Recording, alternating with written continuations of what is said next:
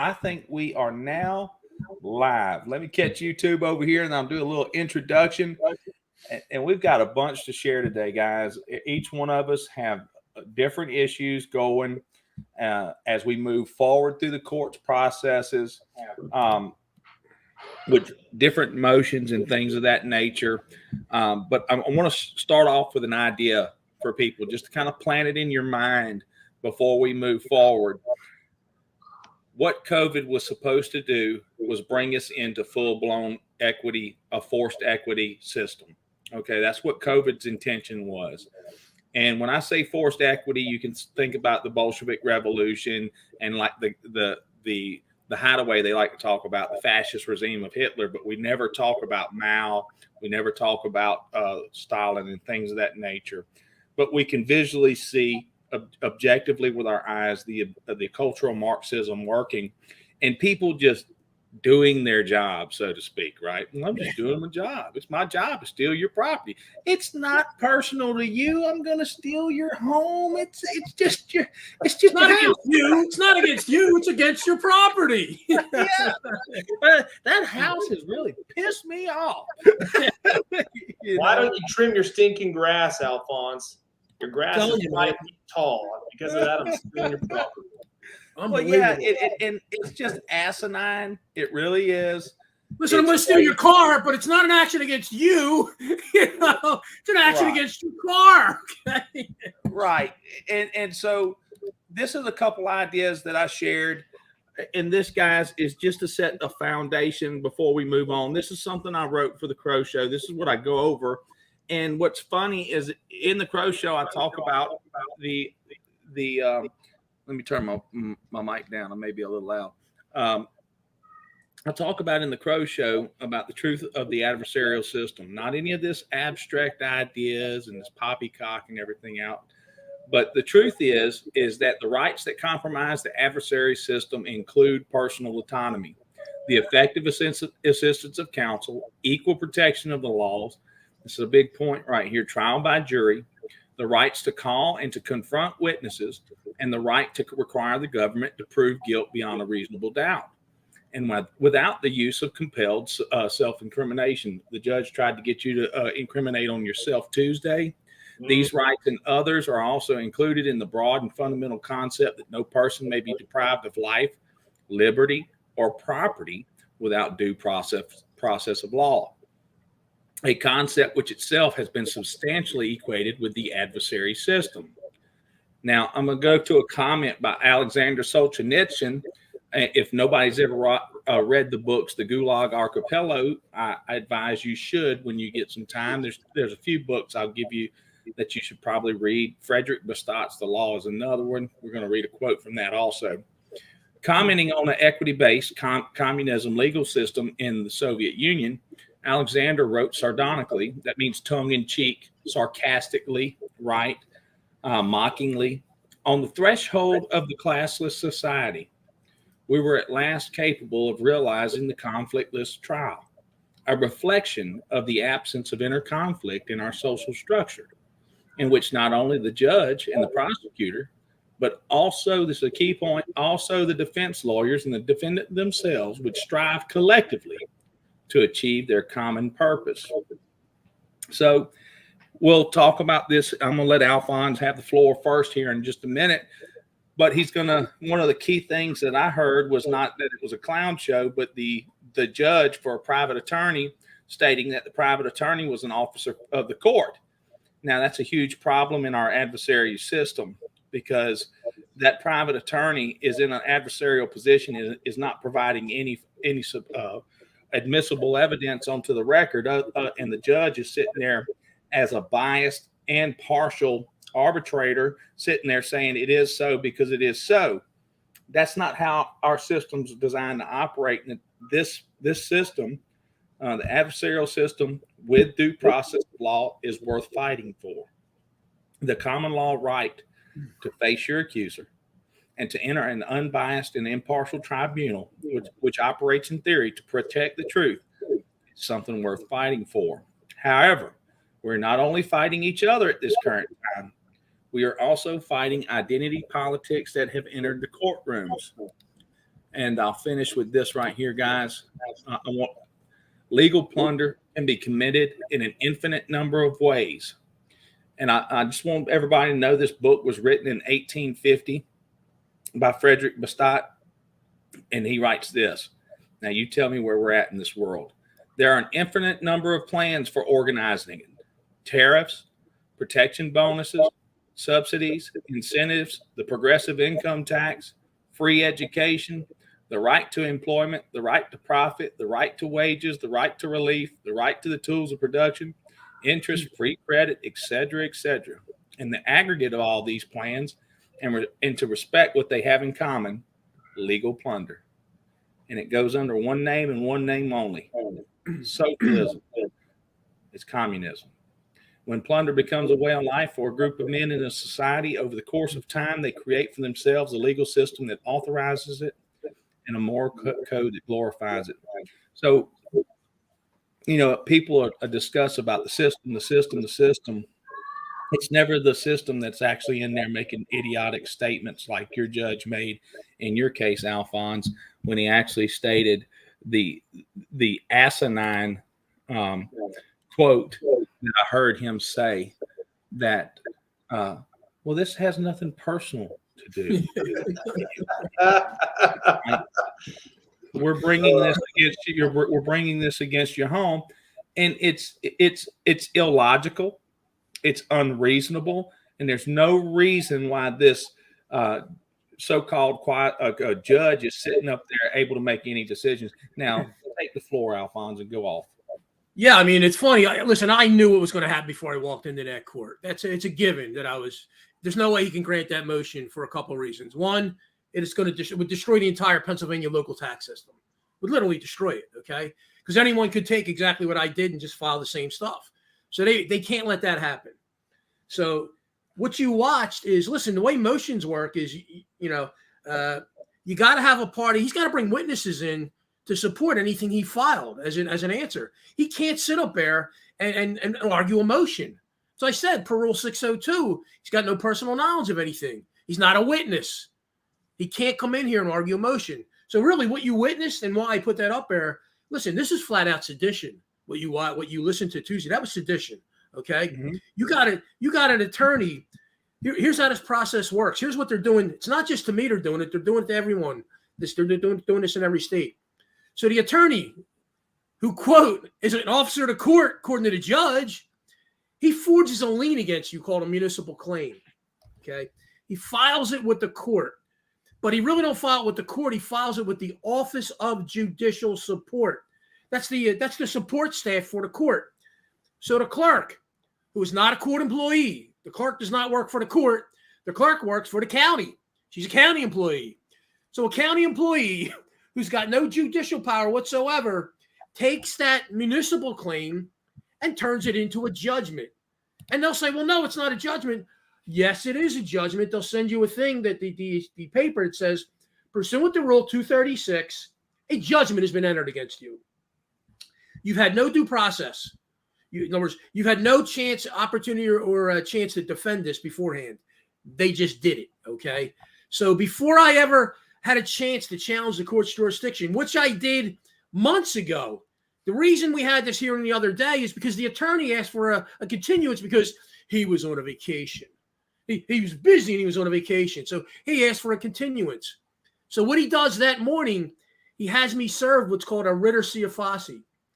That writ cia fauci comes within the municipal claim and tax lien law. So in other words, he's already jumped into the statute. He's never proven that it applies to me in any shape or way. Okay. Can't even prove I'm a taxpayer. Can't prove I have real estate. He can't prove anything per that statute. Yet he's moving in that statute already. Him and the clerk are moving in that statute. I've got a motion before the court before it's ever heard. I get served a writ saying, and here's what a writ cia fauci is basically: give us an affidavit on why this claim is not valid, or why or part of the claim is not valid, or we'll send the sheriff out to seize your house. Okay, so before you've ever had a chance to challenge jurisdiction, they've coerced you into this process.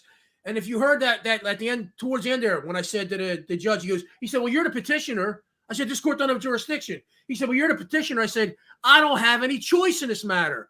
I got an attorney forging liens, and I got a clerk acting like a judge. I said, I said, I got remedy in federal district court. I said, what remedy do I have here when I got a guy forging liens and I got a clerk acting like a judge? That's no due process, no trial by jury. And yet I got served a writ that morning claiming that if I don't pay them or give an affidavit in 15 days, they will potentially seize the property. Now, if that's not a violation of due process, not a color of law action, I don't know what is. And Brandon, your person just ran through the same thing. They're going through the same thing. That woman you're helping. Same exact process they're running.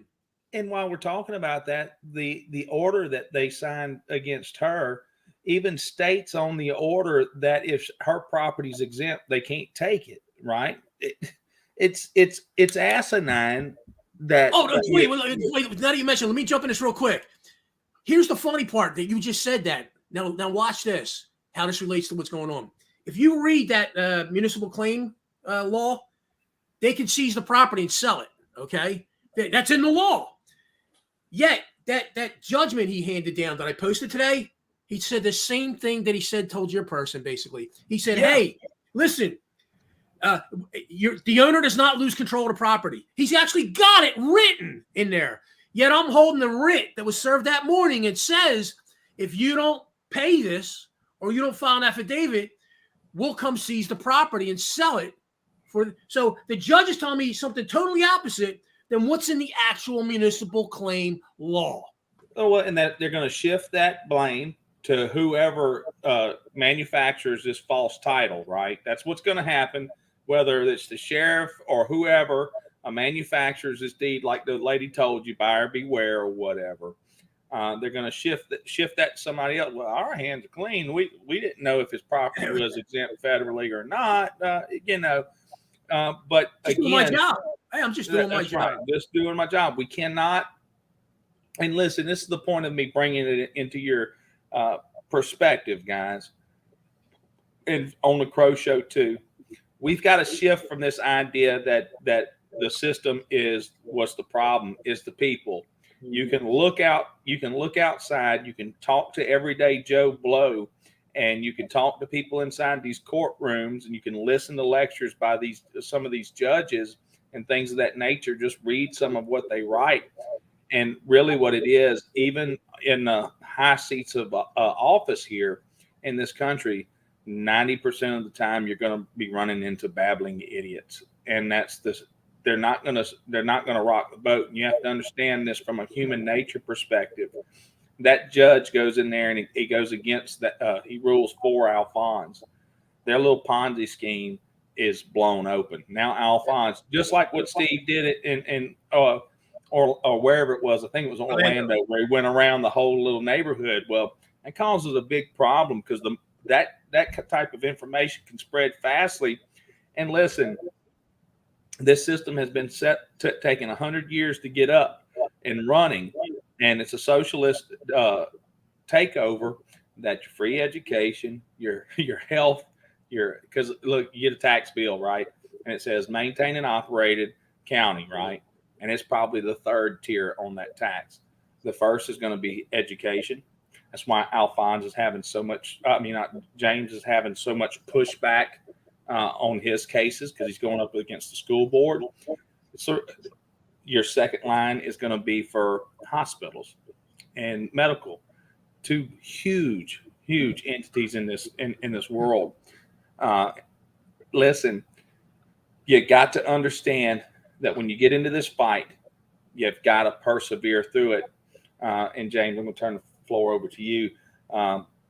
Real quick, James starts. Something you mentioned. Guess what? Last two hearings I had, cleared courtrooms. Nobody's in the courtroom except me. The last hearing before this, he set it aside so that no one else was in the courtroom. I'm not kidding, okay? At the end of the day, we had the hearing. This one, we go in 8:45 a.m. These courts are packed down here, okay? There's nobody in the courtroom. It's me and my buddy in the courtroom.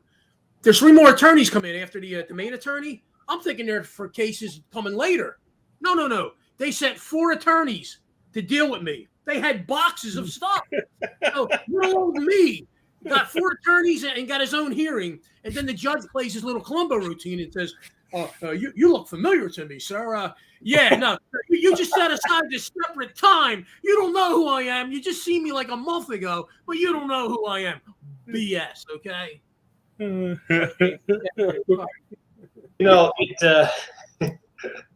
It kind of reminded me. I was listening to that yesterday. Actually, I had a lot of windshield time yesterday, and so thanks for posting that, Alphonse. That was a great comic relief.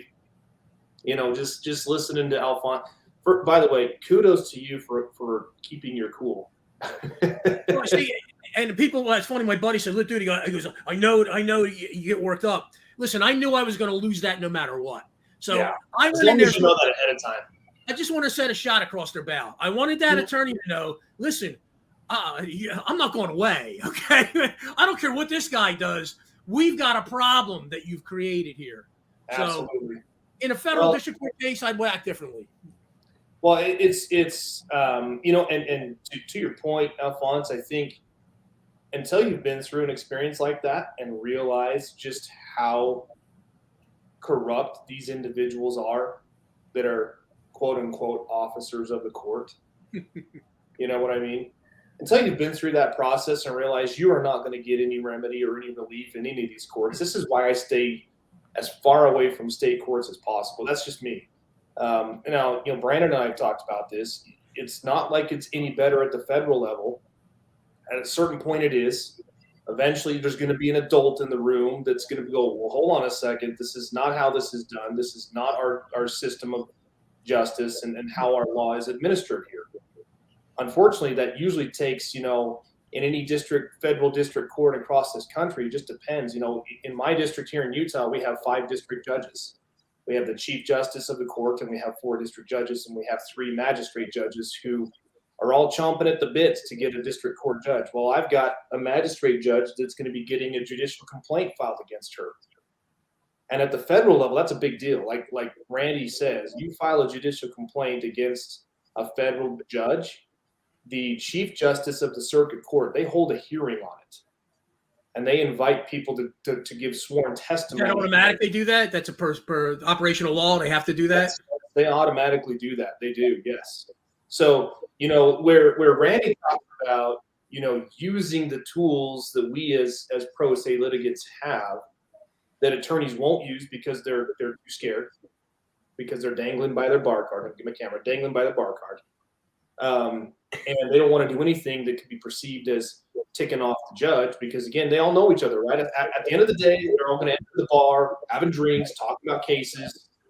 So how is it that we, as citizens of this republic, are supposed to get a fair hearing by an unbiased judge when at the end of the day they know each other? They go play golf, they go to family outings and social events together. How is it that you're supposed to see that remedy that way? And this is the problem. And it's painfully evident in the rulings that have been issued at the federal court in the cases that I'm litigating. But as long as we stick to the rule of law and we stick to case law that we can actually back up, we have nothing to fear. So I just had to laugh, when I was listening to Alphonse's hearing and how that judge is like, well, Mr. Alphonse, this is nothing personal. This isn't against you personally. This is against your property. That's about as asinine as a hitman showing up on your door, pointing a gun in your face, saying, by the way, this is nothing personal. This is just against your body. Did you see he showed his hand? He messed up by showing his hand. Let me show you a couple things he did that people can learn from. When somebody dies, okay, if you're an only child like I am, and my mom died, I don't need to go probate a will. Nope. Okay? If there's no will, I could just basically, it's called intestate. If there's no will, it comes right down to me. Did you hear him ask me, do you have any siblings? That's right. Did you hear what that attorney did right out of the gate? He said, well, you've got to register the estate. And I said, no. I said, the estate's a legal entity. I don't have no estate. There you go. It's my property. See, the judge did shut him down on that. He shut him down. He said he's got interest in the property. You can't mess with that. That was his strategy to say, I got to get an attorney to come in there. He came out with that right out of the gate.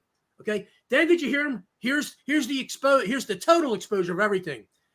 When he knows I got those properties, did you hear him ask me, well, you're not living there, right? And I said, no. He said, so are you leasing them or, renting them? Oh no, he was trying to do? Yeah. He wanted me to say yes. I said, it's immaterial. It's irrelevant. I said to the hearing. And I said, it's none of your business what I did with the property. No response, because it is none of their business what you do with the property. I can rent them properties out. That's my they can't tell me how I can make a living, what I can do with my property. It's none of their business if I don't have a business license. So the reason I put that up there is just to show people what they will try and do to you, how they'll try and that judge is not out there seeking information. He's trying to lock you into a bad position. That's his only goal. He's not to find justice. That's not his purpose. His purpose is to lock you into a bad position. Because if I said, well, I'm renting a property, he's going to say, well, you're creating commerce there. You just don't have a license. That's what he was trying to do. Well, and this goes back to this word magic, right? That creates some super secret deal. Judge, plain and simple, is there a situs located at that? Is there some type of nexus or situs to form this jurisdiction for you to be ruling on my house? That's it. That at the end of the day, when you're dealing with property taxes and things of that nature, you have to have that nexus that combines the two, right? The subjected to, because you're operating in commerce, and that's the only way. And I think he knows that. But if we can get you on the record to slip up, now we've got it on the record, and that just goes back to the principle that I spoke of at the beginning. These are not independent, unbiased, impartial tribunals for our benefit. That's not what it is. This is a well-oiled machine that the gears want to keep grinding on. Yep. Yeah, I mean it's extremely frustrating when you see this. I mean, I've been spending the last couple of days myself writing a reply brief, and Brandon and I have talked about this a little bit. So as a lot of you know, I have a friend of mine here who has been horribly persecuted in multiple ways. And one of those ways started in when was this? 2020 or 2021. I think it was right around there. When the school districts were talking about reopening after being shut down for COVID. There was a number of school board hearings and parents all across the country showed up in force. They were furious. I mean, rightfully so. This lit the fire underneath these parents, which is good. Well, this individual, I mean, if you meet this guy, you're just like, there's not an angry bone in this man's body. And for them to accuse him of the things that they accused him of, it's just, it's deafening. But anyway, without taking it too much. Right? Is that the guy that trespassed? Yeah. So his scenario was their reasoning behind issuing him the trespass notice. So let me back this up a little bit. So there was a hearing that they held at the school board meeting because of all these parents that were there. It was quote unquote at capacity, and there's more than enough room for other people to show up there. But because of the COVID restrictions, they couldn't allow people in there. Well, he's like, I'm sorry, I'm a parent. I have a right to be here. Get out of the way. So that's all he said. It was non-confrontational, anything of that matter. So he walks in the door, and that's that. Well, apparently because of that situation there, and he also gave comments during the public comment section that were critical of the school board. We have through Records Request Acts request to show that they were conspiring. And so there's a statute under Utah law that if someone from the school with apparent authority gives you either a verbal or written notice that you are no longer allowed to be on school property, you can be criminally trespassed. So there's obviously a number of problems with this. For one, the statute clearly says person. It doesn't say a man or woman.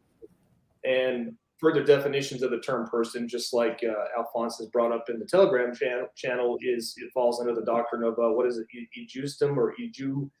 Ejusdem generis, of like kind. Yes, yeah. Basically, it's the definition of a person is individual, comma, corporation, comma, everything that's behind it. So it's an all or nothing thing, right? If the legislature meant man or woman, they would have put man or woman there, but they couldn't because they know it would be deemed unconstitutional right off the bat. So they're using. But I thought only the owner could trespass you. So how are they Well, getting? exactly. So here it gets even better, right? So who technically owns the property that schools are on? Is it the school board? Well, wait a second. I was thinking that schools are funded by taxpayers, so isn't that a public building? This is where it gets a little tricky. Now, on top of that, I've been doing a lot of research today. I found Supreme Court case law that states that parents have an unalienable right to see to the needs of their kids no matter where they are, whether they're on a school property or not. So if I, as a parent, have an unalienable right to attend to the needs of my children, and a state statute supersede that right, Marbury v. Madison. What's that one, guys? Marbury v. Madison. Yep. Okay, Brandon. That's Anything it. in conflict, yeah, is a It's null and void. And that individual can ignore it. So that's what we have. So going forward to where we are, he was railroaded through these state courts. We went through an injustice court, as I call them. It's a court of inferior jurisdiction. It's not a court of record. We did everything by the book. Motion to dismiss for lack of in personam jurisdiction, lack of subject matter jurisdiction, improper venue, failure to state a claim upon which relief can be granted. No opposition on the record from the moving party in this case, which would be the prosecution, right? So now they're judicially stopped from objecting to it. However, the judge is like, whatever, it's denied. We don't need that estoppel stuff out there. Yeah. I want to know how you were able to get that judge to actually issue an order in writing. This judge wouldn't even put anything in writing. Let me take that down. Hold on. Yeah. Let's read this together. This is let's do this. I knew I'd find it. So this is just Amjur right here. A person commits the crime of trespass if the person knowingly and unlawfully enters the building or structure of another for the purpose of a statute prohibiting trespass in an occupied structure. A structure is occupied if the owners are innocent. Victims happen to be occupying the conveyance when the offender trespasses. Occupation only by those involved in trespass does not trigger the statute. Where a statute criminalizes the unlicensed entry of structures and another statute expressly defines what is a structure, the type of premises entered is critical because unless such a structure is involved, there can be no offense. So it has to be private property. And what you're gonna find out here is that this doctorate up of all we have to do is send you a notice. That's not true because it's not a trespass. It's public property there for the public. He's there for a meeting. He's there for a school meeting. So there's no intent to injure anybody. Number two, there's nobody got injured. Okay. So now they got. Exactly. There's no. If I enter a building and no one is harmed, there's no criminal intent. Where's the crime? There's no mens rea. There's none of this stuff that's involved there. And yet, it's unfortunate because we got to think all this stuff through all the way through. And this is another topic for you guys to pay attention to because you actually have to sit and think about this stuff. For me, if I talk about it, the more I talk about it, the better, the more things click in my mind. But when they bring this stuff up to us, we just accept the statutes as they are, like they always apply across the board. But we forget that even simple things like Tate was asking about Ohio the other day, and I went on ohiogov.com, and their first paragraph states that all codes and statutes shall not supersede the Constitution of Ohio. Pennsylvania, them statutes supersede the state and federal Constitution in Pennsylvania. Yeah. I remember you bringing that up in that hearing too. Brandon, do me this real quick. Pull up Westlaw and look at Seattle v. Rice. Seattle v. Rice? Seattle v. Rice. RICE. Yeah, while you're doing that. Seattle v. Rice. Yep. Rice. This was and who exactly trespassed him, James? Who trespassed him in this complaint? Exactly. I mean, that's my point. I mean, who did they trespass him? Who are they claiming trespassed him? Exactly. No, that's my point. There's no party to discuss passing. No, exactly. This is how asinine this is. Oh, I mean, this whole thing gets really good, you guys. I mean, to bring everybody up to speed, he's issued this notice, has no understanding of why the notice was issued. It doesn't state in there, and we'll talk about this case here in a second. Spends 2 or 3 months trying to get answers as to why this notice was issued. They would not reply back to him in writing. They would only talk to him over the phone. And he says, no, that's not good enough. He was smart enough to realize he needed something in writing. Couldn't get it. Wouldn't get it. Well, the new school year starts. It's the first day of school, and he has to go pick up his son from school. His wife is not available. He has to go get him. So there you go. So that's good. Hold on, let's read this because this goes back into a bunch of stuff where people are going to be able to cite back. So let's read this footnote. Due process clause of the 14th Amendment requires specificity in penal statutes and ordinances. That's really big. I'm gonna pick that up too. The entire question here is whether the words lawful order are sufficiently specific to satisfy the due process requirements of the void for vagueness doctrine. And let me bring my fat head back up here for just a second, because one of the big things that I have in my complaint is the fact against the Mississippi Band of Choctaw Indians. We'll talk about that in a little while. Is that the chief's edict, his proclamation, his mandate, whatever it was, his ordinance, right, which is a tribal bylaw, stated that all men and women, except for children under 2, must wear scarves, bandanas, or other suitable fabric. Because they stop viruses. Is that other suitable fabric? That's just up in the air. Anybody can choose that. Is that void for vagueness, that ordinance? no, Yes, of course this it counts too, just so you know. Yeah. Well, and this is the point of the mind thinking there, that it is a violation of your due process rights with these illogical, unreasonable poppycock ordinances that we read that are double speak, right? They're circular in logic. Like, it really doesn't. And we go through this every day with people trying to help them understand the context in different statutes. The ordinance applies because the ordinance says it applies. Well, that's right. That's right. That's like saying a court has competent jurisdiction because the ordinance says if the offense was committed in this area, then this court has jurisdiction. Well, that's only territorial jurisdiction. That's right. That's right. So let's finish this. The due process clause of the 14th Amendment requires specificity in penal statutes and ordinances for 2 independent reasons. First, citizens must have fair notice of what conduct is prescribed.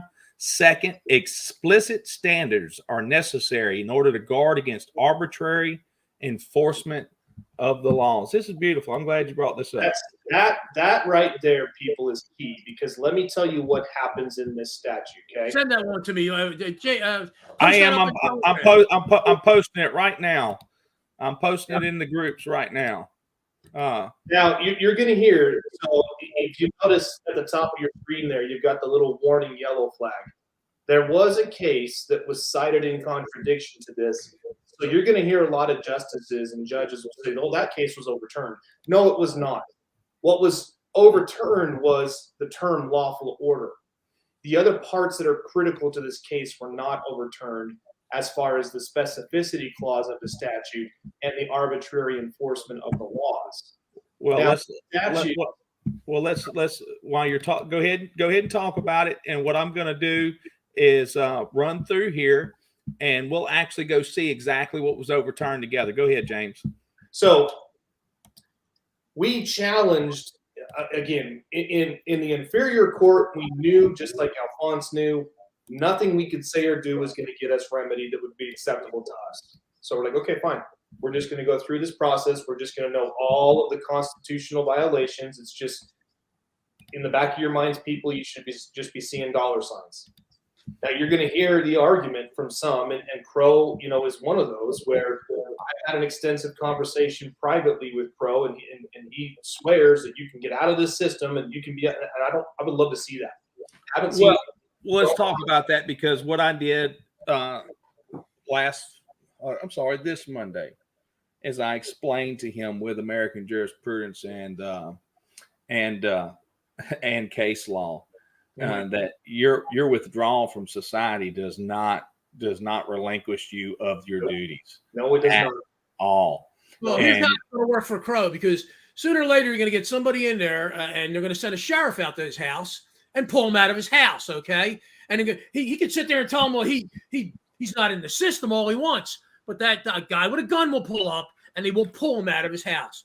I think he's getting it. I really do, because it was the first time in our conversation where he starts to show off very strongly that if we're not bringing these people on the show anymore, that you need to pay attention who's actually coming. Now, he's very enamored with the trust, and I explained to him that trust, there's nothing wrong with a trust, okay?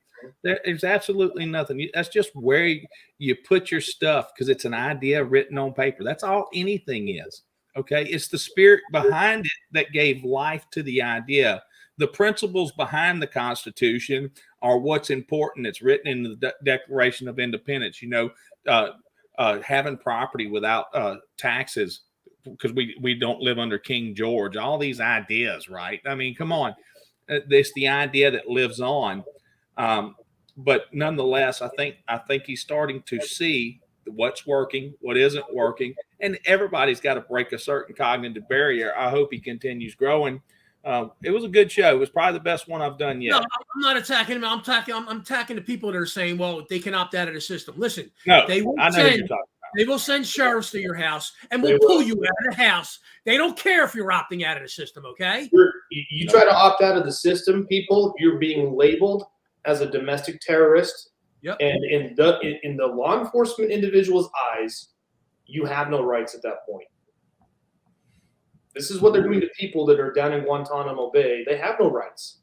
It's sad and it's sickening. I can't believe our country's come to this. Our founders are rolling over in their grave. But back to if you rescind your citizenship, there, James, and one of your few remedies is federal district court, Title 42, 1983. Yeah. Only a citizen can bring that case, okay? So now if you've rescinded your citizenship, you just cut your nose off to spite your face. Yep. So find the parts that overturn there. Well, yeah, this is the only parts. It's all to do with criminal justice side of it. None of it with the constitutional law side of it. And this is why you always have to have a Westlaw. It's worth having Westlaw, because they can say it's been overturned, but they're not going to cite the actual part that's overturned. Every one of them was a piece of this that was part. This one here, the most negative, is kidnapping. Defendant did not show. It's another case that tried to use it. Okay. And this judge doesn't even come close to applying. Yeah. Right. So the part, and do you have, and remind me, Brandon, do you have the ability to pull up state statutes on Westlaw there? Because if you do, I would love for people to see this statute, because it's really interesting in the way the statute is written. And anybody can read this and go, my gosh, this is absolutely unconstitutional. All right, give me the revised statute. Let me see. All right, let me find it here for you. I just said that, and now I got to find it. Well, you got to give it to me. Oh, here it is, right here. It's Utah Code, Title 53G-8-603. 53G is in George. Sorry. 53G, 53G-8-603. We'll get this eventually. 53G, the G's right next. The G is right next to the 53. Let's see. So we're gonna have to go to statutes and court rules. Yeah. I'm still learning how to use this. I don't even have this mastered yet. I don't know if Nope, you still have it wrong at the top there. So go back up to the content there, Utah title. So type it just as I say it, 53G. So right after the 53, put the G. Okay. Okay, G dash 8 dash, and you got the 603. There you go. Now hit search. You're messing me up now, bro. Yeah. And hell, I'll tell you what, we can do this real quick. Copy. Yeah, there we go. Boom. Criminal trespass upon school property. Here you go. Now this is what I love. Okay, let's read this here. So it says a person is guilty of criminal trespass upon school property if the person does the following. Here it is. There's the mens rea. Yeah. So and it's under, I believe it's B right there. Yeah. Enters or remains without authorization if notice against entry or remaining has been given by personal communication to the person by a school official or an individual with apparent authority to act for a school official. Yeah, that means the janitor. Yeah. No. Look down in the as used in this section. School official means a public or private school administrator or person in charge of a school program or activity. So yeah, the janitor, because the sanitation is a school program, right? Yeah. So here's the issue I have with this statute. Going back to that Seattle v. Rice, does this statute specify which conduct is specifically prohibited that would induce a notice to be given? Well, it states right there. He would have to have school notice against entry has been given by personal communication. So that's my point. What conduct would constitute? Well, it tells you intends to cause annoyance or injury, intends to commit a crime, and that's again we're going back. Isn't that vague as hell? What's an annoyance? Hey Yeah. man, you're wearing pink pants. That annoys me. Get him out of here. You know what I mean? Hold on a second, though, guys. You need to go back, right? Because if a notice is given, you haven't technically violated the statute yet, right? So which conduct would constitute the issuance of a notice? That's a good question. It's Did not he ever receive a notice? It's not expressly written in that statute. No, it isn't. So now, men of average We ran intelligence. into it. Welcome to Justum's generis. Okay. There you go, right? You juiced Not them in there. Thank you. So men of average intelligence, and I'm not saying that the three of us have average intelligence by any means, but the three of us can't even figure this out. So how is anybody else supposed to figure this out? And thinking back on it, I just want to. This thought ran across my mind as we're reading this. It is almost astronomical to think about the complexities and the synchronicities of this particular deal right here. When I was a kid, when I rode the truck and rode my truck in my 1984 Isuzu Pup to school, I had guns hanging across my. Different day. Yeah. The gun after school, right? That's right. And every kid, every male boy in that school had guns hanging up. You think about how long it has taken them with these school shootings and everything else to make these little prisons for the little minds that are going. And, we started homeschooling 8 years ago. And when we started homeschooling, we'd go to the parks during the day or whatever while everybody's in school and nobody else would be there. It has shifted. There's full parks. People are homeschooling. They're realizing what is exactly going on at these schoolhouses is not education, but indoctrination. I just wanted to bring that idea up. No, it's so true. It's so true. There was in the comments here, there was a great question. Raw Hippie said, "Isn't annoyance open to interpretation?" Well, yeah. That can you offend my feelings?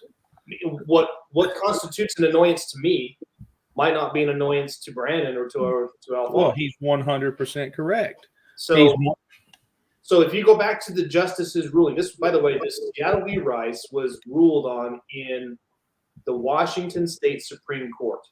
Now, just so people are clear, they're like, well, wait a minute, I'm in a such and such state, or I'm in federal state. How does this case apply to me? People, this is why I'm telling you don't ever want to opt out. The 14th Amendment is your best friend for this reason. That's right. Equal Protections Clause and the full faith and credit. Full faith and credit. Okay? So any state Supreme Court ruling applies equally across the board because a citizen in another state cannot have rights and privileges that I don't have in my state. So if I can't be prosecuted for criminally trespassing because a lawful order was given, or it also says arbitrary or capricious enforcement of the law. So let's talk about that one a little bit more. when you read the statute here in Utah, it says if personal communication is given and notice is given, that allows for arbitrary and capricious enforcement of this law. Well, that's right. That's right. That's what it does. So That it means- allows. that gives any Joe Blow out there the ability to turn around, and because you may have offended his bum to go ahead and now press a criminal trespass against you. That is the definition of arbitrary, capricious, and unreasonable ordinances and statutes. That is the explicit definition of arbitrary. That was we actually, in our argument. So again, like I said, what happened was here with the injustice court, they railroaded us to the bench trial, found him guilty the whole 9 years. Well, we appealed for a trial de novo, meaning the whole thing is done over. In that trial de novo, we filed a motion to dismiss challenging the constitutionality of the statute. And one of the examples we brought up was what would stop a school official, for example, if I happen to be a fan of a local university and they're a fan of a different university, and I come in there and they take issue with that, and they issue me a notice and say I can't come into their school. How is that constitutional? It's not. You're denying me my liberty and my right to access a public building. Now you're going to say, well, there's no business being on a school property. It's like, well, hold on a second. If I'm paying taxes that's used to upkeep and maintain that building, I have every right to be here. I don't care who you are, whether I have a kid in the school or not. Different story. So, but that's what I've been spending my time on over the last couple of days, is writing a response just to give everybody up to speed, and then I'll move on and let Brandon take over. We filed an amended complaint back in January of this year. It was actually filed January the 18th. But for whatever reason, the federal court didn't docket it. It just sat there and did nothing for 6 months. So during that time, we're going through this new trial de novo, and we file with the court on July the 11th to say, hey, we want an answer on what's going on. And lo and behold, nothing happens for another couple weeks. And so my buddy's like, hey, I'm sick and tired of this. I am not going to get redress. I am not going to find what I want here. The prosecutor guy said, hey, we'll offer you a plea in abeyance, which basically means you agree to pay the fine, you keep your nose clean, and then we'll withdraw the guilty plea and we'll dismiss the case. Hey, Tribe, if you can back that comment up with case law, please. Or anything, just anything that would substantiate that process. I would love to read it. Yeah, and that would go back to the move towards now that we don't have to tell your parents that we're going to transition you and cut you Johnson off, right? Just not to get off on topic, but there are multiple federal laws in place that grant parents those rights. Totally violates. Oh, yeah, that goes back to natural law and precedents thereof. Okay, so let's shift just a little bit, because I really want to focus in on Alphonse because I want the mindset of Alphonse, right? What I mean by this, Alphonse, your next move. Can you break it down to us how and I also want to state this, guys. Let me explain something to everybody out there that we help and how much time we put in these groups and we give our time to these deals. Understand, you aren't the only person messaging us. Okay. I took 4 days off of Telegram, had to turn the notifications off, because if I sat down at my computer and Telegram was on, it dinged every 2 seconds. My phone dings every 2 seconds every day. And what happens is people don't recognize that you've got to think, you've got to write, and that you have active things moving forward. Be conscious of that. Be aware of what's going on, and know that we do need that free space to think and be able to produce, but also be aware that we're going to put the information there. And I stated this on Crow's show too. Monday, I said, listen, I'm not here for hire. I'm here to give you the information, and you have to take it. There's nobody out there. I don't have a guru above me guiding me. I have to read. I have to read all this stuff, and then I have to apply it. And then I'm going to make a mistake, and then I have to adapt. I have to learn from it. And that's all of us. That's every single one of us. And with that, I want to tap into your mind, Alphonse. Yeah, I mean, and just real quickly on that point, I mean, I'm good friends with Steve, but Steve don't hold my hand. Steve will throw me a case. Hey, go read this case. Go do this, okay? Go look this up, you know? You got to do the work yourself because only you know your case, and you're the only one going to fight tooth and nail for your case. Anybody else, an attorney, they're not going to put the time and effort into it. And if there's no money in it, which a lot of this stuff, there's no money there for the attorneys, they're not going to do anything for you. You've got to learn how to do this yourself. Bottom line, it's not going to work. Now, for me, I've got two parallel things going on. I'm dealing with the county, and I got the local guys I'm playing with, and I'm sort of playing with the local guys. I know enough to keep them off of me, okay, so that they won't be able to sell the house. That whole writ thing, I'll jam them up for months on that whole thing when I file the affidavit, because then I'm going to go through the discovery process, okay? Now we're going to go through the 5 steps of discovery, and that's not going to go real well. But that's going to delay that process until I get the property tax suit filed. When that county suit goes in, and I'm going to start with the Aston House first. Then I have 3 more properties in Ridley Park, which is a neighboring town.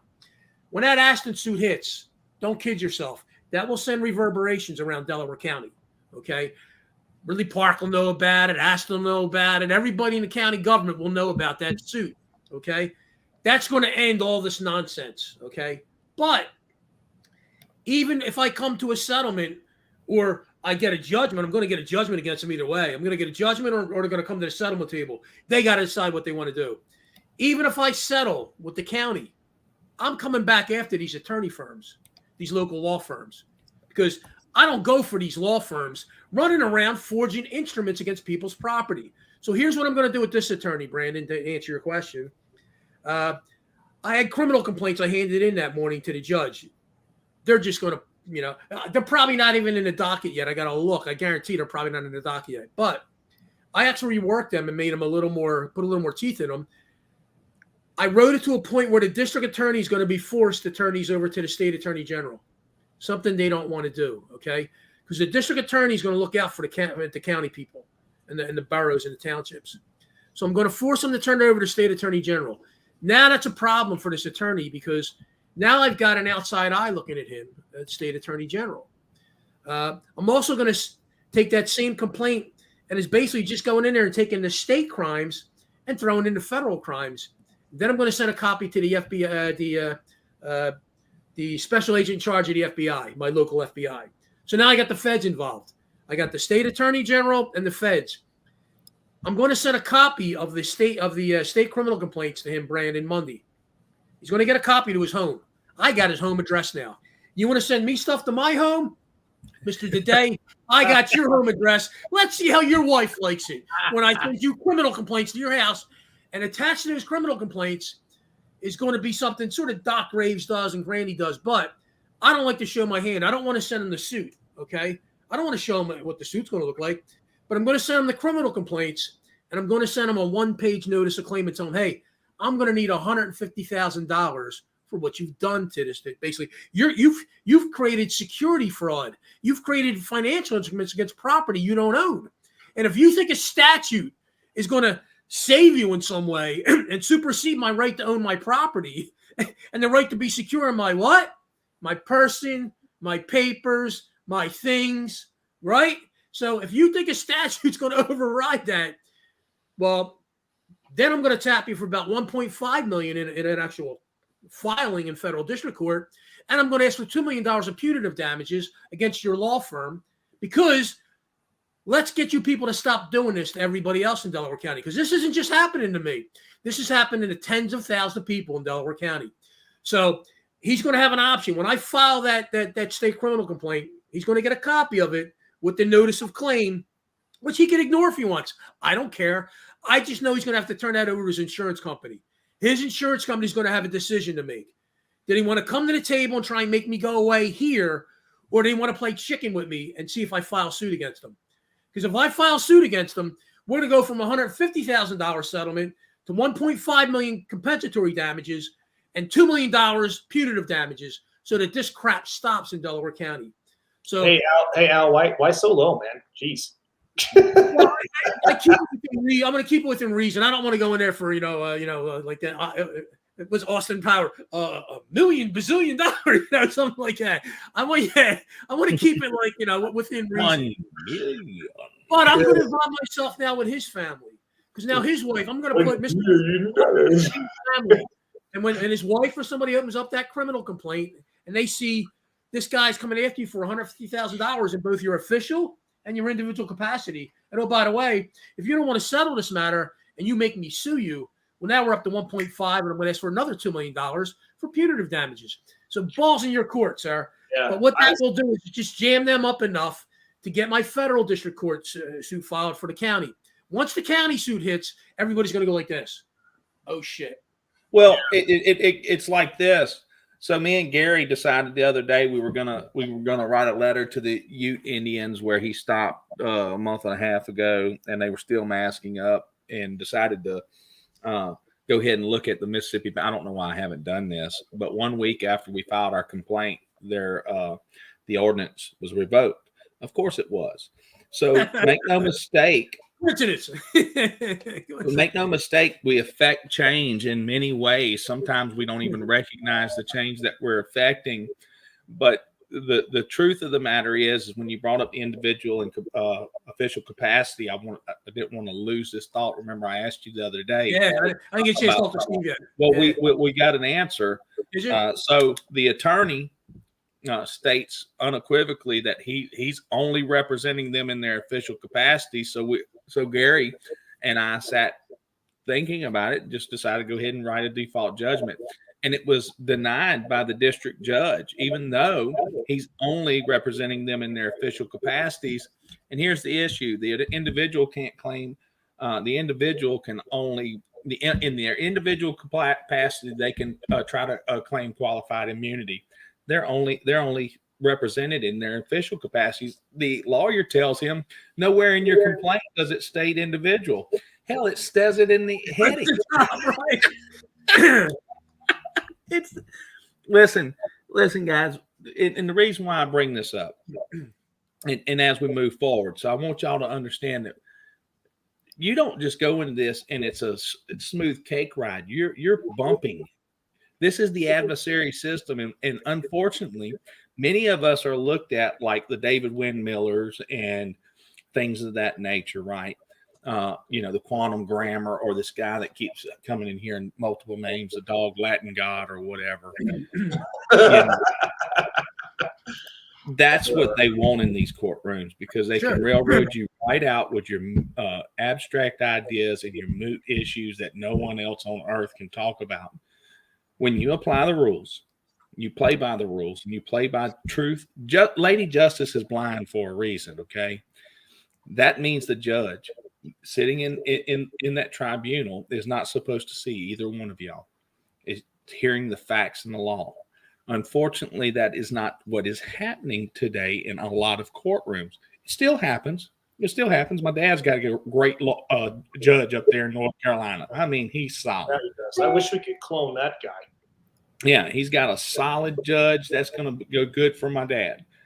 And that's what we're looking for. Today, Gary sent me a bunch of stuff on our judge in Mississippi. We were going to do a judicial complaint until I started reading about this guy's thought processes, and we loaded it up today in the group, by the way. Now, on that side, just to catch everybody up with the Mississippi Band of Choctaw Indians in the adversity that we're facing on the Mississippi Band of Choctaw Indian side, the judge, 2 days before I sent the motion to show cause on the two threshold issues, the judge entered an order. Now, the judge entered an order directing the opposing counsel to change his argumentation. Well, that's not his actual job to do that. He's legislated from the bench. Well, he's giving legal advice to the attorney. He just told them to change their argumentation, that you can do this and you can do that. And there's still issues of material fact to be discovered. So he did the order. He didn't know the motion to show cause was in the mail. And the motion to show cause makes the judge and the attorney have to go, okay, somebody has to explain here how you're accepting public monies, 53 million, and still not abiding by the federal constitution.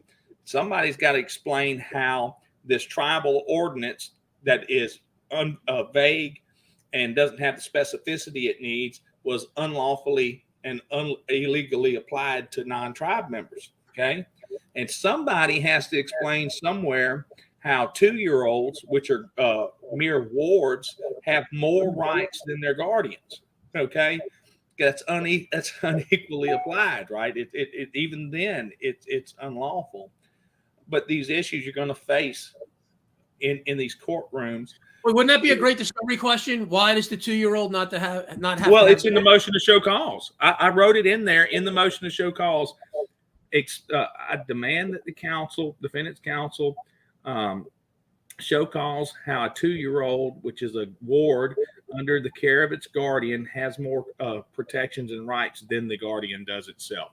Please explain it to me. If you can show cause and show me how it's equally applied, then I'll throw my hands up, right? And this is the purpose of all this, because the truth is the only thing I care about. God is a spirit. He must be worshiped in spirit and truth. You can't separate the two.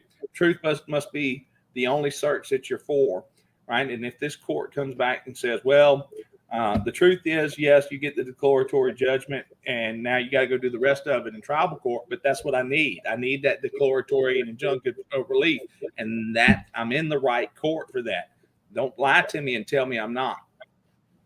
And you got to hold their feet to the fire the whole time. So true. No, you got to realize. Listen, and if you don't understand that these lower courts will railroad you, it can take your spirit from you, because you'll go study the Graves course and you'll do everything right. All your motions are right. Everything you've done's proper. And then you'll get like the kangaroo court. Now, I've been through this many times, so I knew it was going to happen. But if that's my first time in there, I'm disillusioned, because I'm thinking, wow, I did everything what I'm supposed to do properly here by law. And look, I didn't really lose. He just denied my motion. How's that? Oh, man, you can't win here. That's not what's going on here. The reason we show up to these little hearings, why I showed up to that hearing, I want to make a public record. I want to get stuff on the public record so that when I'm done with the county and I come back for the borough of Ridley Park and sue their stupid asses in federal district court, well, now we have a public record of what the hell went on in this case. And now that like Brandon said, that judge got to explain how he's standing up there saying, this isn't an action against you, Mr. Faggiolo. This is against your property. And I kept saying to him, how many times you hear me say to him, you can't bring an in rem action unless you have ownership or interest. How many times can I say that to you? That's like me bringing an action against your property, James. I can't bring an in rem. I can't sue your house. Let me go sue James's house. No, that's the most ridiculous thing in the world. No, you know what, Alphonse? My house has feelings, and it's really very good right now. Well, and here we go again, because the rights of due process are inviolate, right? What does that mean? That means that document of limitation which set forth those amendments, the due process right, is inviolate. That means you get the right to cross-examine, and every piece of evidence brought to the table, you get to shred it apart. Here's the crazy thing in these property tax disputes that's going on. Not one living man, not one witness was called on the stand, and yet they're actually ruling against these individuals. I'm just asking, from a logical perspective, who's actually making the move? Well, it's for the borough of Ridley Park itself, right? Or the city of whatever itself. Well, no, it can't be itself. That's what's called a fictitious plaintiff. There has to be someone on the other side who has what is called standing, and you can't separate standing and subject matter. There must be some injury in fact that causes you to have redressability, right? And there must be a causation. Just saying that I owe taxes, that's why I beat the income tax, and that's probably the easiest thing anybody can do to build up confidence, is beat the IRS. It's not that hard. It really isn't. Blue Sky, guess what? You have a allodial title when you buy property. Stop that crap. that you got to go get a allodial title. It's not something you go get. It's something you get when you buy property. Stupid, stupid, stupid. You know, Alphonse, this is real simple. Let's just dial this down and make it as easy as possible for people to understand. Okay, here's the thing, people. God is at the top, your creator. What did he create? Or the creator, if you don't believe in God. I don't care. Somebody created you. You got here somehow, okay? You were created by someone. Now, the Bible tells us, I'm a Christian. I've always been a Christian. The Bible tells us God gave us dominion over the earth, okay? So that means that we are sovereigns, people. Why do you think the preamble to the Constitution says we the people and not we the citizens? That's right. Or we the inhabitants, or we the residents? It says we the people for a reason, because we as the people are sovereign, which means we have certain unalienable rights, and of those is the right to life, liberty, and to acquire and possess property. Well, in the Louisiana Supreme Court case that I uploaded for Tony Pastor Stell, which I am trying to get a chance to talk to Roy Moore. I don't know if y'all know who Roy Moore is. Okay, he's the guy running these deals here in Louisiana for this pastor. He just won $8.3 million for the defamation case and things of that nature. Wonderful. I read some of his stuff for 2 hours. Ex-Alabama Supreme Court judge, but he's running this stuff in Louisiana. He's the one who got the Supreme Court ruling making John Bel Edwards' proclamation unconstitutional. Anyway, okay, that's just a sidebar on that. Let me stop this land patent stuff right away. Well, good for Ron Gibson. I'm glad he disagrees with me. Ron Gibson never won a goddamn thing in his life. He never won a settlement in his life.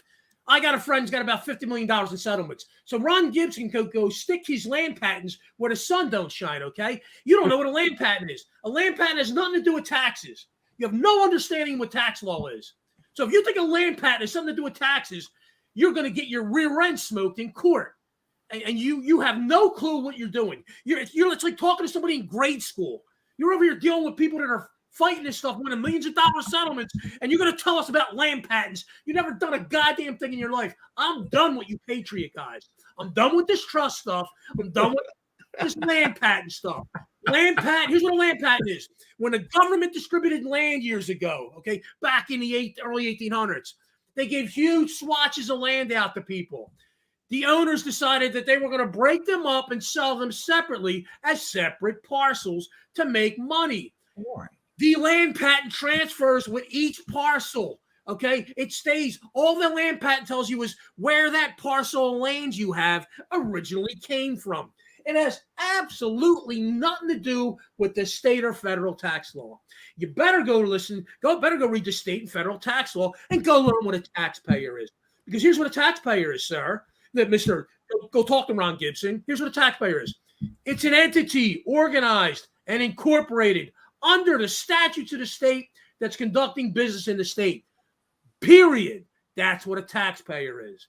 And here's what a property tax is. There's only 3 taxes you can have. Duties and imposts, which are import and export taxes. And I don't know too many of us are importing and exporting stuff at our homes. The 3rd tax is called an excise tax. It's a privilege tax. So that when you get the business license from the state and you're conducting a business at your house, well, now they're going to tax the license, and the privilege of doing the business is going to be called an excise tax. And if you're using your home to do the business, now you're going to pay a property tax. That's exactly what a property tax is. It's got nothing to do with a land patent. Stop with that stuff. It doesn't. Well, here, I'm just reading it. I'll read this. A court will also generally refuse to decide a purely hypothetical or abstract question or issue, or one not arising out of the facts involved in the case before it. You can have even if you do have a land patent, if you don't know how to protect it in a court of competent jurisdiction, then they come in and identify you as a taxpayer, you're done. Okay. That's it. And that's the purpose of trying to explain all this stuff to everybody, because you can have all these hypothetical trust funds and everything else set up all that you want. And the day that somebody knocks on your door, you're going to sit inside and hide from them because you don't know what to do. And when you sit inside and hide from them, what's going to happen? They're going to try 3 or 4 times to serve you, right? And on that 4th time, they're going to get what is it, Alphonse? When you never answer the door, it's it goes to a default ruling, but it's a substantive service because you refuse to answer the door, you hid from them or whatever, and then they get a default judgment, and then the sheriff comes out and takes your property. Yeah. So. Listen, you show me your land patent all you want. He don't care about your land patent. He don't care about your land patent. So when you're into this stuff, you got to get down to the nitty gritty, not abstract ideas living in your head that you've dreamed up. Okay, that sound good on paper. Let's make that distinction clear, because that's one of the things that has always confused the crap out of me. Like this whole trust thing, this secret trust that supposedly exists that has millions and millions of dollars in it that the government is charging off of our stuff. Hey, this sounds great. It really does. I mean, I would love to believe that my birth certificate created some magical trust and is being traded on Wall Street somewhere, but I have yet to find any evidence of it. So if somebody has evidence of it, please submit it, because I would love to see it. I keep hearing about it.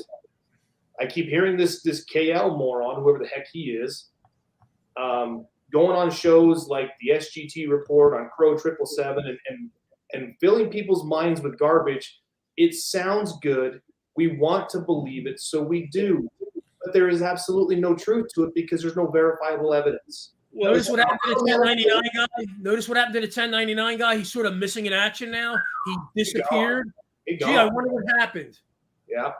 Well, and I said this earlier, right? Because the easy way out, and I said it on Crow Show Monday. I said, listen, we have to understand that the easy way out is part of the human condition. Okay, that's how propaganda works. That's how everything else works. Because we're going to hand it over to our hero over here, Trump, Biden, whoever it is, QAnon, whatever. This is the last opportunity to be saved. Get your popcorn ready, whatever. But all of it is predicated on the easy way out and taking the path of least resistance. Well, if you just have this one document, you can hand that over to them. And guys, this is asinine in the real reality, because when dumb cop pulls you over for a speeding ticket, he don't give a crap what you got. The only thing that matters is if you're a judge, you walk out, you step out with the only things that really matter is he steps out with he's a politician, U.S. senator, or a district court judge, and then they go, okay, you're one of us, right?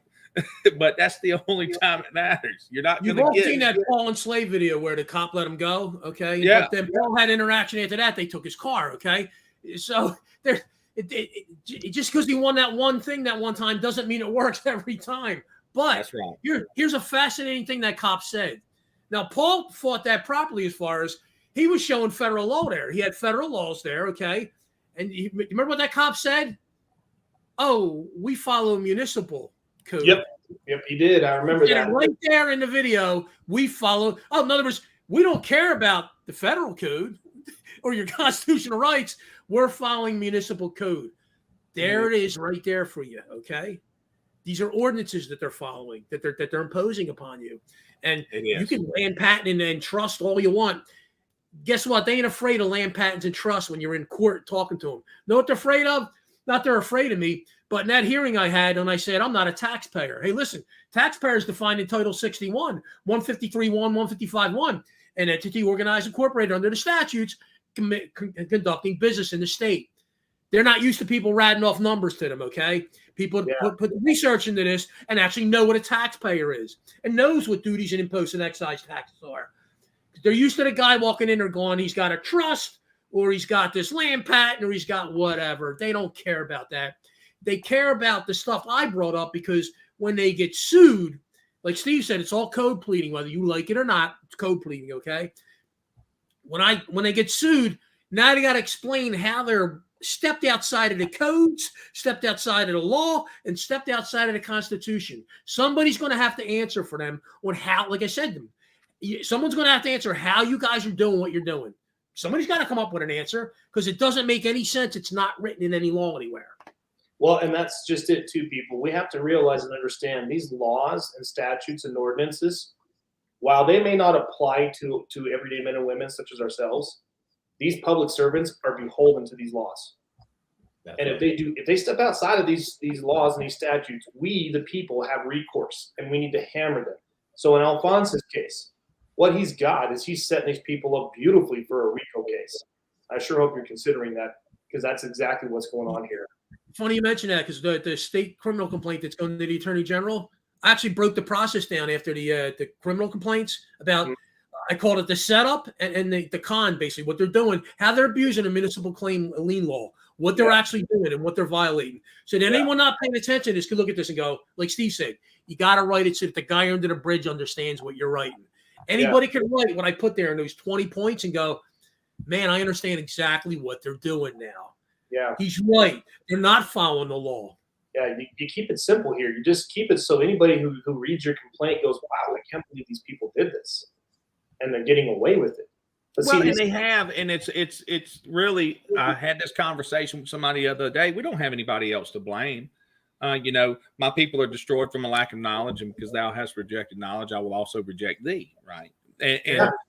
And we had it too good for it's the same cycle.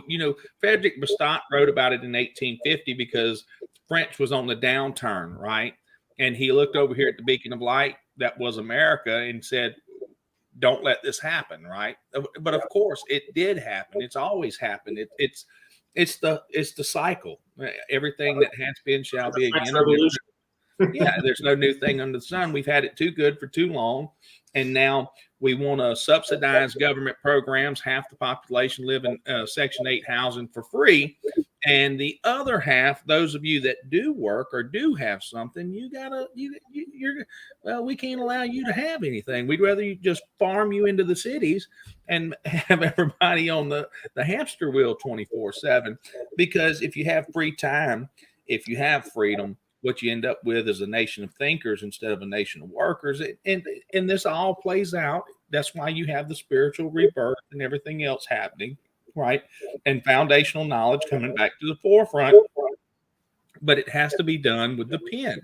The pen will remain mightier than the sword, because at some point we're going to get in a room with an adult somewhere who's going to read our paperwork and go, what are y'all guys doing?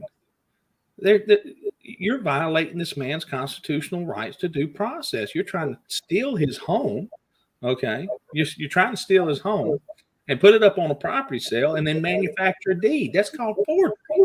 That's what it is. You don't run in and just say, I'm not a taxpayer. Okay. That's a patriot argument. Okay. You don't want to do that. You want to say, hey, listen, I read the Pennsylvania tax code. Here it is right here. Title 61, 153, 155-1. They define what a taxpayer is. So it's no longer my opinion that I'm not a taxpayer. Here's what the statute says. And Gary posted something pretty good today. That little, the 4 letters thing, the system. Yes. That was good, because what you want to do is read the code and show what a taxpayer is. A taxpayer is an organized and incorporated entity under the statute that's doing business in the state. So now it's not my opinion anymore that I'm not a taxpayer. The code itself's telling you that I'm not a taxpayer. So and to take that to the next level, Alphonse, I mean, you can, and I've done this in the affidavits that I've submitted to the courts and even in my argument briefs back to on motions that have been filed is, hey, I am not in receipt of any document or any evidence that proves that I am a taxpayer according to the statutory definition, which is yada, yada, yada, yada, yada. Okay, so that's just like Alphonse says, that's no longer opinion of just saying, I'm not a taxpayer. Well, that's your opinion. Your opinion means nothing. It's about as much as toilet paper these days. Well, and that's something that can be admissible as evidence in court. It says, I am not in receipt of any document or anything that proves without a shadow of a doubt that I am a taxpayer according to the statutory definition, which is yada, yada, yada, yada, yada. Well, and that's why all these are what's called threshold issues, right? In order to subject me to your rule, that Newark Fire Insurance, the creator has complete jurisdiction over its creation, right? I mean, just understand that. Man creates institutions, therefore man is above the institutions he creates. Okay, so individual liberty is what this is all about, and we're switching to this common good and common thought, but it's coming back to. Make no mistake about this, guys. You're here in this chat, you're in this group as we turn this thing around. 2.5 years ago, I was told that the end of the world was nigh. Okay. I was blasted all over YouTube for being a heathen and a blasphemer and everything else because I just listen, man. Yeah. I just flat out told people, no, I'm getting in my truck and I'm driving through 10 states. You're gonna get killed, and everything else. People were mad when I went through the Louisiana-Texas border and videotaped it, and there wasn't military there, shutting down the interstates and all that stuff. Listen, guys, if you buy into that bull crap, you have a defeatist mindset, and you can never win. Yes, it is a struggle. Yes, there are things you have to overcome, and most of it's your own incompetence, right? Each of us are educated in darkness, and what I mean, we come in here dumb as dog crap, and we have to grow towards something. If you have these principles behind you, which is honor, integrity, and truth, you'll work towards a greater goal, and you'll infect those around you. It's this guy that keeps hopping in here. The guy wishing that an attorney will come take my case and. Well, no. I've deleted him 8 times, but who in this normal world has 8 different YouTube accounts? He's a spam bot, right? Sure. I've already deleted him 8. About 500 pounds, sitting on the couch in his underwear. Well, I'm just saying that who in the world can get blocked and go directly? You have to either you're a spam bot or you're mentally insane. That you have to be in this chat room. But I have an idea who it is. We've met him before. He speaks with the EWE. Ew. He's got his own language. He's like David Wynn Miller. And listen, the struggle part, that's where you learn. You fighting and getting, watching these people do corrupt stuff like you seen Tuesday. But that's how you learn. And that's how you basically, this is how you'll start to see, well, how did the judge do that? Then you start reading how he did it. And you go, wait, the judge is wrong here. Here's where the judge went wrong. If it was just a matter of just like taking one step and everything worked, you wouldn't learn. It's like anything else in life. You've got to put the work into it. And the more you do it, the more you practice it. And even as something as basic as doing, like you said, record requests, just getting used to writing paperwork for a record request and then doing an appeal when they don't answer your record request. All you're doing is setting a record. Here's the other thing I forgot to tell you, Brandon. That attorney for the borough, here's what he don't know. I got record requests from the borough that ask, provide me the record that Title 53 applies to myself or my property. We did an extensive search. We have no such record. Thank you very much. Provide me a record of the person from the borough that directed and authorized Mr. Day to file these suits against me. We did our extensive search. We have no such record. So let me get this straight. Is that operating in good faith? Now the borough told me, now here's the best part too. I love this one with the record request. That's not a record we keep, and it would take legal research in order to answer it. Let me get this straight. You're moving under the statute. But you don't understand it because you're just telling me now you got to do legal research. How about you stop doing the statute until you do your legal research and can explain what the hell you're doing, okay? It's the dumbest thing in the world. But it's going to play bad for him in the criminal complaints. It's going to play bad for him in the lawsuit. Because now I got the borough and I asked them, give me the record that Title 53 applies to me, or a record that your ordinances apply, or that I'm a taxpayer. We don't have any such record. Then why are you doing what you're doing? Don't tell me a statute told you to do it, because there's nothing in that statute that says that. You'll find out, and you know this, you'll find out that these local municipalities are being run by the lawyers. And what it is a RICO. It is RICO. It's criminal racketeering. Listen, it is criminal racketeering because, especially for the lady that I'm helping in Texas, we found out that the CAD software program that actually is the evidence of the tax rolls is owned by the same damn law firm that's actually pushing the suit against her. I mean, it's crazy when you start thinking about and you see it. And like you said, practice. Look, we don't just tell you to go do the records request for no reason. The reason for it, we've got a lady in here, Beth. Her first record request was 25 pages. It was all kind of great. And now she's dialed in. 5 or 6 records requests later, replies to attorneys. She's starting to see the madness, that none of their logic makes sense. None of their answers are complicit with their rules. Okay. And that's how you end up catching them, is when you learn the rules of statutory construction in that generis enum or whatever it is, right?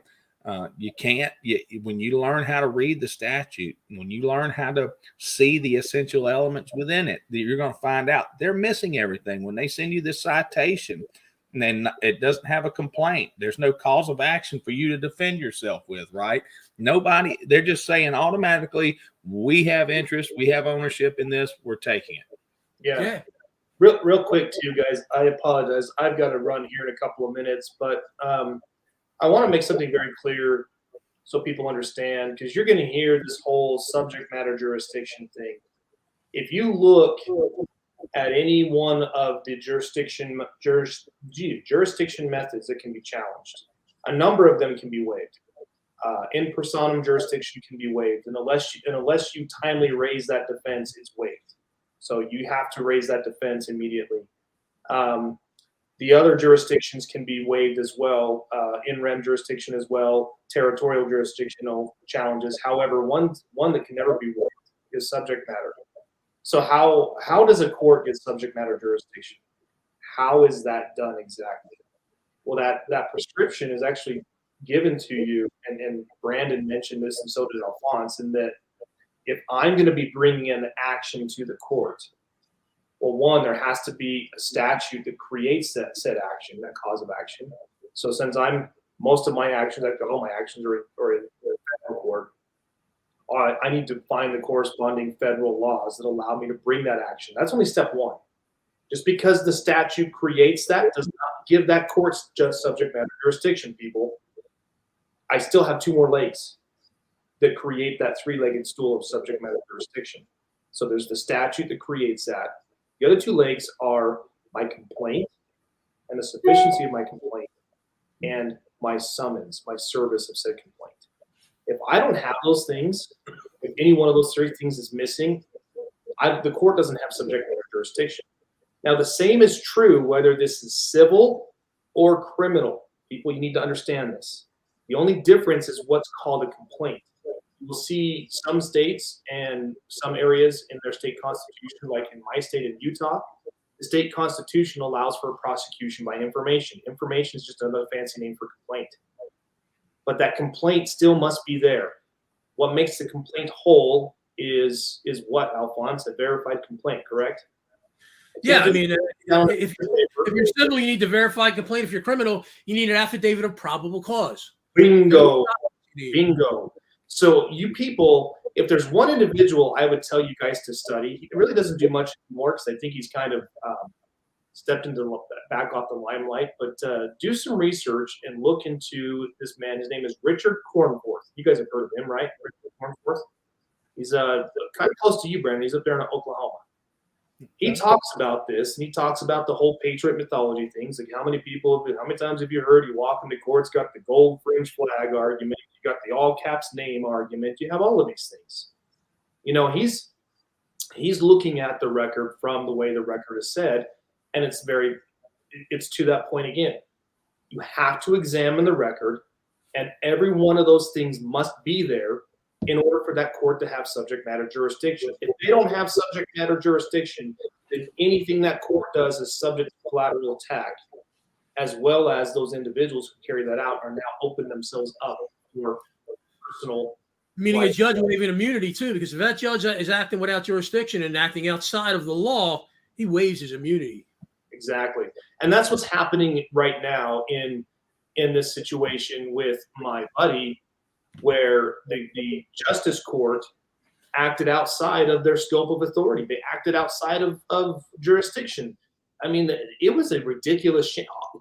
There is absolutely no way on this green earth that a legal action that has any effect whatsoever can be started with just some road pirate with a gun on his hip that writes something down on a piece of paper and hands it to you. That's what not. I said to the judge. I said, "Gee, I wish I could come in and just create liens against people's property." I would love to do that myself. I would love to just put my gun on my hip and throw a in my car and pull people over all day long and say, "Okay, here you go. Here's my Venmo." Go ahead.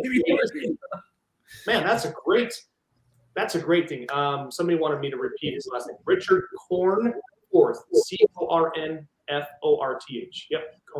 Okay, Cornforth. Yeah, we can call it a night. Anybody else got any real quick questions? These questions aren't going to go for an hour and a half like they did last time. And we will get back together again soon. Everybody's cases are moving forward. The two big ones for Gary and I just got a position statement from my daughter's company. I've got more things to file, and I just finally said, "Listen, I can't file another court case right now. It's just impossible for me." No, isn't that the funny thing? You're gonna have to be like the rest of your life now. It's a target-rich environment. You're never going to like sit there going, "Geez, I ain't got nobody to sue right now." Yeah. I was just talking to my wife and my mother-in-law before we got on here. I was like, "God, I really need to sue this guy." I just don't have the time to do it. Yeah, and it goes back to I've got this complaint that's going to go for the Continental Land and Fur and Wildlife and Fisheries, and I've been sitting on it for the last week, and I'm like, man, can I really take on another flurry of motions at the same time? And it's just the truth is that I cannot possibly take any more, and the reason for that is because I'm a full-time dad and a full-time employer. I can't do it. It's at this point in time. Now, maybe one day I can have 3 or 4 cases going on at a time when I've got enough templates just to plug and play, But nonetheless, anybody got any real questions? And what we'll continue to do is do these little sessions right here and give updates moving forward. And of course, if you're in the groups, you get to see everything that we do.